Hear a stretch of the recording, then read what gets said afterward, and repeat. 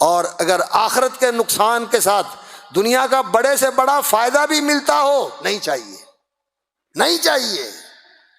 فرمایا من حب آخرتہ، جو اپنی آخرت سے محبت کرتا ہے دنیا کا نقصان کرنا پڑتا ہے، کئی چیزیں چھوڑنی پڑتی ہیں۔ ہاں جو چھوڑتا ہے انسان یہ نہ سمجھے کہ یہ میرے لیے تھی اور چھوٹ گئی، نہیں، جو تیرے لیے وہ تجھے مل کے رہے گی، تیرے مقدر کی چیز تمہیں مل کے رہے گی۔ نبی صلی اللہ علیہ وسلم نے فرمایا جبریل امین آئے اور انہوں نے میرے دل میں یہ بات ڈالی